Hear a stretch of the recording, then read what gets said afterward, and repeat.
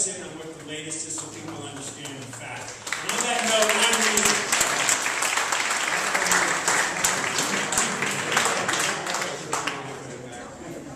Hey, Bill, I think you really need to stay and listen to what we have to say. I would appreciate it. I would tell you I would, but there's a homeowners group that was on my schedule right now at 7 o'clock called the Hillside Homeowners Group.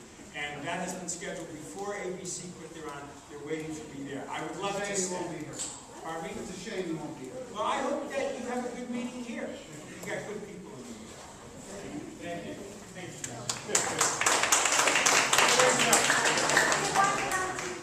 Good evening, everybody. And I won't take a long time, but I did want to introduce myself to those of you that I haven't met. I do see a lot of familiar faces in the crowd. I've been at a lot of meetings with a lot of the folks from the Venice community. Starting right away, working on some of the issues. I took over command here at Pacific area on January the 3rd, so it hasn't been that long, but I think I've been kind of immersed in the issues, if you will, and trying to get up to speed on what's going on from a safety standpoint, but also to improve the quality of life for each and every one of you. Just briefly to clear up some things. I'm hearing some rumors about crimes up in Venice and this, that, and the other thing. I can tell you this: in the whole Pacific area, which I oversee, we're 26 square miles, about 218,000 residents. So we have a big piece of real estate here in Los Angeles. And for that 26 square miles, year to date, our numbers are actually down in terms of partner crime. Those are the serious crimes that we track, and that's your homicides, your rapes, your aggravated assaults, your burglaries, your burglary, theft from motor vehicles, and your thefts, those types of crimes. And those are the statistics that are kept nationally. So we're down overall within that 26 square miles. The area specific to Venice, the reporting districts there, in terms of the numbers, we're about even, almost dead even in terms of crimes that have occurred, apartment crimes that occurred last year compared to year-to-date numbers. And it's weird because some of the crimes that we were up in last year we're down in. The particular crime that we've seen a noticeable increase is what we call burglary, theft from motor vehicles. And those are crimes of opportunity, but they're also crimes that each and every one of us has a real opportunity to in police language, harden to target. We talk about move it or lose it, those types of slogans that we try to get out there, but really to seek the community support and not leaving valuable items inside your cars in the park. What I'm talking about is your GPS devices, your iPods, your laptops, your expensive items like that. If you take those items and you place them into the trunk, it really helps in terms of reducing those types of crimes of opportunity. So that's kind of it from a crime stat point of view.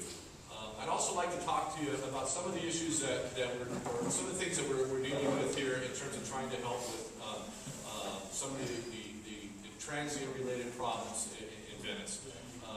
Certainly, when I got here, understood that it was a major issue for a lot of folks, and with that, we made it a priority. Working with my community relations office and the senior lead office, and listening to them in terms of a recommendation in terms of what's needed, they talked about having a specialized unit that deals with homeless and transient-related issues, that not only understand the nuances and the specifics of the ordinances in which we try to enforce, but also have the relationships with the social service entities that we can partner with to get those people that want help and need help that help. The other thing that we've done is we've rallied our clergy council that work out in the Pacific area. They're a great group of folks that through their churches, they have access and relationships with social service organizations, and so they help us in terms of placing people that need help. And I tell you, we've had a lot of success stories already just since January. Some of you may remember back in February, we did a homeless outreach operation. Some of the local papers that I read here wanted to characterize them as a sweep. That's not a term that we use at the Los Angeles Police Department.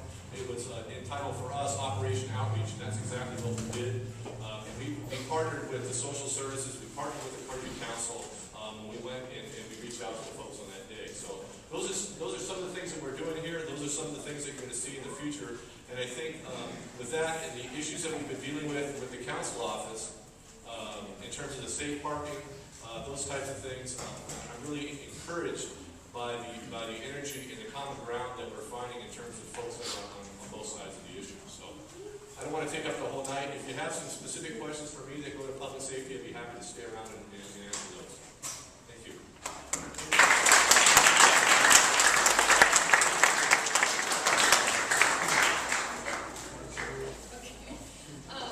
Once again, we want to, bear with us. Once again, we want to thank the Boys and Girls Club of Venice. And right now, I'd like to ask Executive Director Eric Aldridge to make a few words, or make a few comments. If you'd like. Eric Aldridge.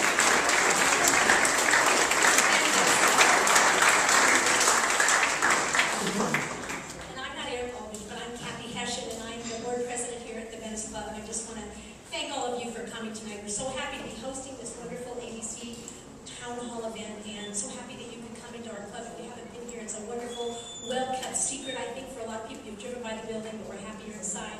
Just so you know what we do, we serve kids after school, and we have wonderful programs from athletics to all kinds of educational outreach. We have a beautiful art center, we have a music tech lab, we have a new teen center being rehabbed as we speak. We serve over 250 kids a day here during the year, 100 kids or more at Short Avenue and Coeur d'Alene, 100 each, and also at Venice High.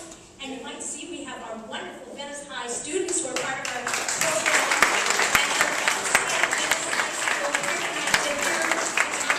So we're so happy you're here, and we're a resource for all of you, so please do come back and see us.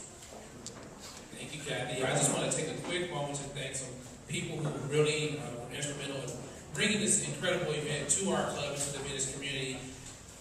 Two individuals who I've had a chance to work with in the past, and their work in the community speaks volumes, not about only themselves as individuals, but about the station that they work for, ABC 7, as well as the company that they work for. And that's Teresa Samaniego and Diane Medina.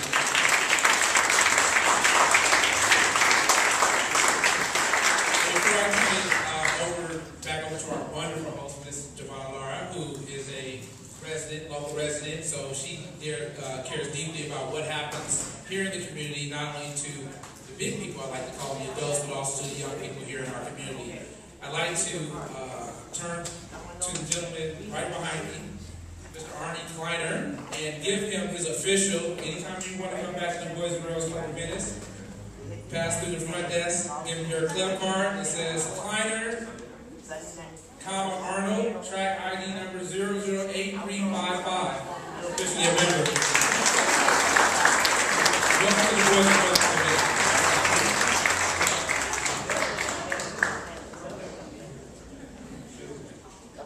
Thank you, Eric. Thank you, Ken. I will probably use this. Is it good for longer than a year, or do I have to pay dues for the second year? Anyway, let's get the meeting on, because this is really your meeting, not ours. We've been coming out to communities since 2005, so about 5 years. Every 6 weeks or so, we go to a different community. We've been all over the area. We've been to San Bernardino.